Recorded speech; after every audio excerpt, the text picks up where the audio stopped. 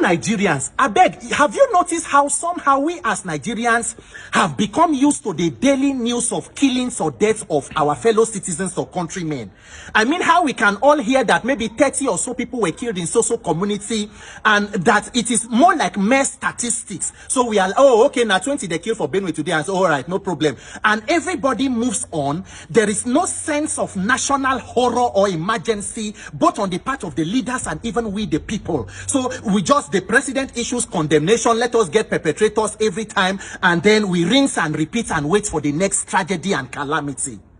So while all of us were busy preparing for Christmas, they buy chicken to share with our loved ones and all that, on the 24th of December, about 3 local governments in Plateau State, Bokos local government, Mangu and Barkin Ladi, were attacked by gunmen, with more than 115 human beings slaughtered and killed in cold blood.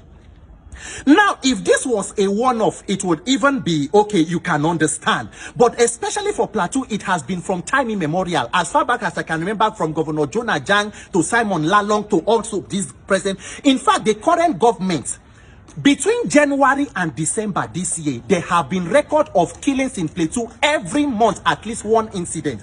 The governor of the state, Barrister Caleb Mutfwang, actually admitted that in 1 month, within a space of 3 weeks, about 150 people were killed in one local government. I think Mango local government, Bassa community or so. I can't remember now. That is the same. The painful part about Plateau is the fact that right now in the state, in July, the House of Reps asked the National Security Advisor, Oganuhu Ribadu, to declare a national security emergency in the state. The Chief of Army Staff, Major General Taurid Lagbaja, also commissioned Operation Hakorin Damisa, that is Operation Tiger Teeth in the state. And also the Army Theater Command was moved to Mangu.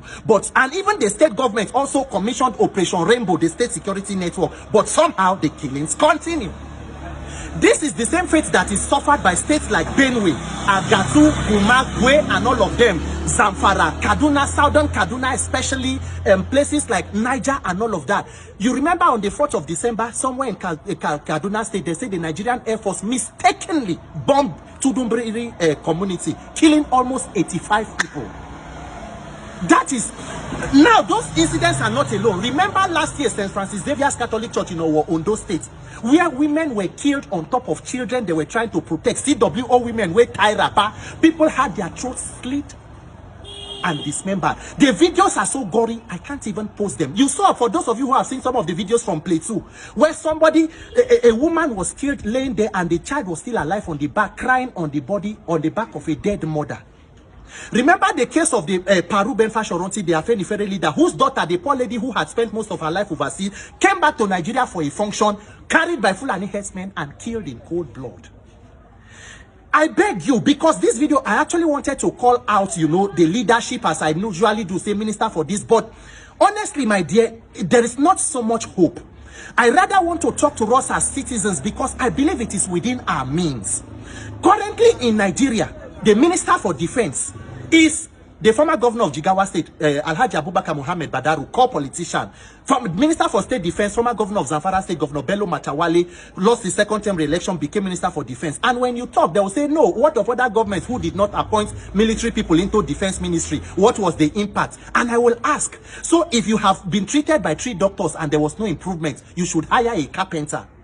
The president currently is the Minister for Petroleum. The same thing President Buhari did for 8 years, was Minister for Petroleum, even when he was a retired general himself. And with all the security challenge, you will think that maybe the president would want to assume full commander-in-chief and chair the war cabinet. But somehow, they chose the Petroleum Ministry. Whatever that is there, only God knows.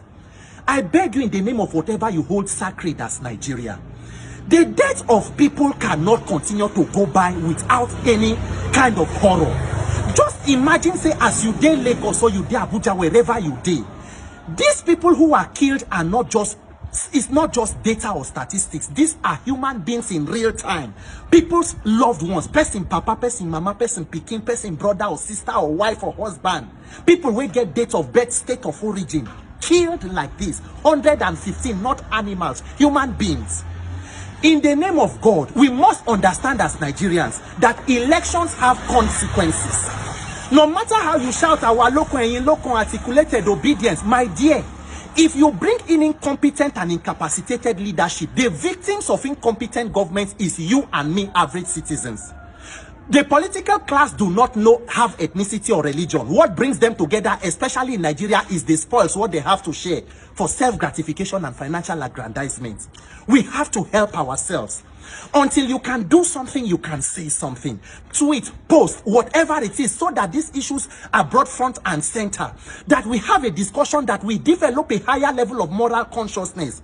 That people cannot just go to your community. Imagine as you day here, somebody goes to your community, carries your loved ones, whether your mama, your papa, God forbid, kill them in cold blood, and everybody moves on. Imagine the lives of those people who are still there.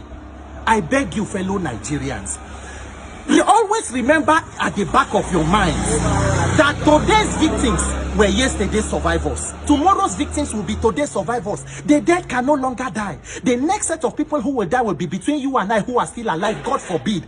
May we not wait until the calamity or tragedy comes close to us, because it always seems very far until it comes very close, until we do something. I beg you, let us act as Nigerians for once, and let the life of fellow citizens be important to us. If one governor is sick today, they can mobilize the entire state resources. It is good, but the life of one politician should not be more important than the lives of 115 people, for God's sake.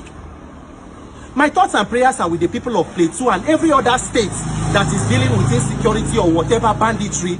May God rest the souls of those who have died. I don't know how people rest in peace, having been killed in this manner, but that is what they say. Rest in peace. May God help you.